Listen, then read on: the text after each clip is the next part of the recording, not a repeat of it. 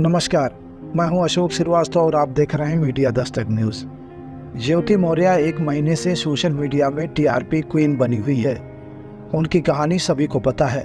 पति आलोक मौर्य ने बड़ी मेहनत मशक्कत करके उसे पढ़ाया लिखाया, वह एसडीएम बन गई। लेकिन आलोक की बजाय वह किसी और को दिल दे बैठी। अब आलोक सफाई कर्मी और पत्नी एसडीएम, भरभरा कर रिश्तों की दीवार गिरने लगी। चर्चा ऐसी हुई कि पूरा देश जान गया। अभी भी ये मामला सुर्खियों में है। ऐसा ही एक मामला बस्ती जनपद में भी सामने आया है, जिसमें जिले के कप्तानगंज थाना क्षेत्र के धर्म सिंहपुर निवासी अमित कुमार ने एसपी को दिए शिकायती पत्र में कहा है कि उसकी शादी साल 2011 में इसी थाना क्षेत्र की रहने वाली एक युवती के साथ हुई है। पत्नी की पढ़ने लिखने की इच्छा थी, इसलिए कर्ज लिया, जमीन बेचकर पैसा जुटाया और इसके बाद गोरखपुर के एक पैरामेडिकल कॉलेज में उसका दाखिला करवा दिया। पढ़ाई करके अब वो स्टाफ नर्स बन गई और वर्तमान में श्रावस्ती जिले में तैनात है। आरोप है कि पढ़ाई के दौरान उसका संबंध एक दूसरे युवक से हो गया। इसके बाद पत्नी ने दूरियां बनानी शुरू कर दी। इसका विरोध करने पर दहेज उत्पीड़न का केस दर्ज करा दिया और अब अपने प्रेमी और मायके के लोगों के बहकावे में आकर तलाक मांग रही है। उसकी 7 साल की बेटी भी है, जिससे अब मिलने नहीं दिया जा रहा है। पुलिस कप्तान गोपाल कृष्ण चौधरी ने जांच कर उचित कार्रवाई का भरोसा दिलाया है। अमित ने पत्नी और उसके प्रेमी से जान का खतरा बताया है। इशारे पर उसका प्रेमी और मायके के लोगों ने रास्ते में रोककर उसे जान माल की धमकी भी दी है। उसने स्थानीय स्तर पर पुलिस से शिकायत की, लेकिन पारिवारिक मामला बताकर स्थानीय पुलिस ने पल्ला झाड़ लिया। पत्नी के धोखे और अपनी औलाद से न मिल पाने के कारण वह काफ़ी आहत है। अमित कुमार को इस बात का अंदेशा है कि उसके परिवार के साथ कोई भी अनहोनी कभी भी हो सकती है। फिलहाल वह पत्नी को ससुराल से घर लाना चाहता है और इसके लिए उसने न्यायालय में विदाई का दावा कर रखा है। आइए सुनते हैं पीड़ित अमित कुमार और उसके अधिवक्ता को। ब्यूरो रिपोर्ट, मीडिया दस्तक, बस्ती, उत्तर प्रदेश। क्या मामला है आपका? क्यों आप इधर-उधर परेशान हैं? सर, मैं बहुत परेशान हूँ। मेरी शादी 29/5/2011 को अर्चना पुत्री लवकुश प्रसाद, ग्राम भुवनपुर, थाना कप्तानगंज के साथ हुई थी। विवाह के उपरांत मेरी पत्नी ने कहा मुझे नर्सिंग का कोर्स करना है, तो मैंने कहा अभी स्थिति ठीक नहीं है, पैसे की बहुत समस्या है। तब कुछ समय बाद मैं अपने पिताजी से जब कहा तो उन्होंने कहा मेरे पिताजी ने कि मैं देखता हूँ। तो उन्होंने कुछ पैसे इकट्ठा किए कर्जा वर्जा लेकर, तब जाके Raj nursing paramedical college Gorakhpur में एडमिशन दिला दिया मेरी पत्नी को। वो वहीं पर हॉस्टल में भी रहती थी और एडमिशन शुरू हुआ तो वहीं पर एक मिश्रा जी थे, उनके संपर्क में आ चुकी थी। कुछ समय बाद पता चला तो ये कहने लगी मेरे मित्र हैं और आए दिन फ़ोन से बात भी करती थी।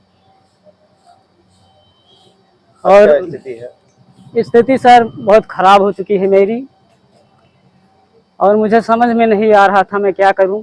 तो मैंने देखा कुछ प्रकरण ऐसे निकल रहे हैं, तो मैं यही उम्मीद लेकर आया हूं कि हो सकता है, मुझे पूरा विश्वास है कि हो सकता है मुझे भी वैसे न्याय मिल जाए। तो किससे न्याय मांग रहे हैं आप? योगी जी से? मैं योगी जी से मानता हूँ, कानून व्यवस्था से मानता हूँ। तो अब आपकी पत्नी आपके साथ नहीं रहना चाह रही, क्या है मामला? मामला यह है सर कि मेरे पिताजी ने खेती बेचकर उनको नौकरी वोकरी पढ़ाया लिखाया, नौकरी पा गई, सरकारी स्टाफ नर्स हो गई। अब वो कहती हैं कि तुम तलाक दो। अभी मेडिएशन सेंटर में आया था बस्ती में 30 जून को। रास्ते में खजुआ के पास मेरी गाड़ी रोकी गई और मुझे मारा पीटा गया और धमकी दिया जाने लगा कि तुम तलाक दे दो, नहीं तुमको मार दिया जाएगा जान से। इसी उम्मीद से मैं आया हूँ। थाने पे एप्लीकेशन दिया, कोई सुनवाई नहीं। अब एसपी साहब से मेरा दरख्वास्त है, मैं प्रार्थना पत्र भी लिया हूँ, अभी दे रहा हूँ, ऑनलाइन भी किया हूँ और मैं चाहता हूँ मुझे न्याय मिले। मिश्रा जी कौन है ये? एक गोरखपुर में राज नर्सिंग पैरा मेडिकल कॉलेज के प्रबंधक, उनके प्रबंधक जो थे उनके मिश्रा जी के बुआ के लड़के हैं। क्या नाम है? धनंजय मिश्रा। तो क्या ये आपकी पत्नी इनके साथ रहती है? हाँ सर, मेरी पत्नी उन्हीं के संपर्क में हमेशा रहती है। उसी के उकसाने पर मेरे ऊपर 498A का केस भी किया है और दहेज उत्पीड़न का केस भी किया है और जान से मारने की धमकी भी वही दिलवाता है हमेशा। आप अपनी पत्नी को वापस लाना चाहते हैं? वापस तो लाना चाहते हैं सर, लेकिन कैसे अब लाएं? आपकी एक बच्ची भी है, बच्ची कहाँ है, किस साल? मेरी बच्ची है 7 साल की, नाम है उसका साक्षी, और मैं भी बहुत प्यार करता हूँ अपने बच्ची से, लेकिन मुझे मिलने तक नहीं दिया जाता। विदाई का दावा भी मैंने किया, मैं क्या करूं सर? कि इनके खिलाफ इनकी पत्नी ने 498 का एक मुकदमा दर्ज करा रखा है और तलाक का मुकदमा दर्ज करा रखा हुआ है। 498 में इन्होंने जमानत ले रखी हुई है और मीडिएशन में इनकी फाइल चल रही है। और इन्होंने अपनी पत्नी को स्टाफ नर्स बनाया राज नर्सिंग होम गोरखपुर से। शादी के बाद इनकी पत्नी ने ये कहा कि हम पढ़ने वाले हैं, हमको पढ़ाया जाए, और नहीं पढ़ाने पे आए दिन लड़ाई झगड़ा किया करती थी। ये अपनी ज़मीन बेच करके इन्होंने अपनी पत्नी को पढ़ाया लिखाया और पढ़ने लिखने के बाद एक मिश्रा जी राज पैरा मेडिकल कॉलेज गोरखपुर के प्रबंधक के भांजे हैं धनंजय मिश्रा जी, वो बीच में आ गए और इनकी दोस्ती हो गई इनकी पत्नी अर्चना से, और उन्होंने बीच में आ करके इनको बहला फुसला करके अपने प्रभाव में ले रखा हुआ है। और इनकी जब सरकारी नौकरी लग गई अर्चना की, तो वो लगने के बाद वहाँ पे जब ये जाते थे भिनगा में, वहाँ पे इनके साथ मारपीट करी जाती थी, और मारपीट करने के बाद अब तलाक देने के लिए विवश करवा रहे हैं कि तुम तलाक दे दो अपनी पत्नी को। एक तलाक का मुकदमा अर्चना की तरफ से न्यायालय सिविल जज के यहाँ दाखिल करा गया हुआ है, और जिस तलाक के मुकदमे में हाजिर आकर के जवाब लगाने के लिए और तलाक देने के लिए इनके ऊपर दबाव बनाया जा रहा है, और 30/6 को इनको मारा पीटा गया है, इनका मोबाइल छीन लिया गया है और धमकी दिया गया है। ये 30/6 को मेडिएशन कराने के लिए 498 के मामले में जनपद बस्ती आए हुए थे।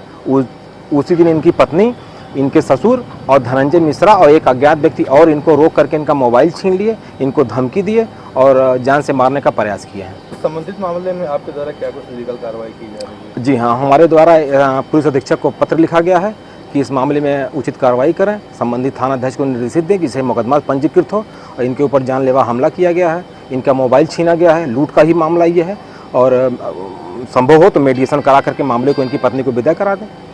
कब एप्लीकेशन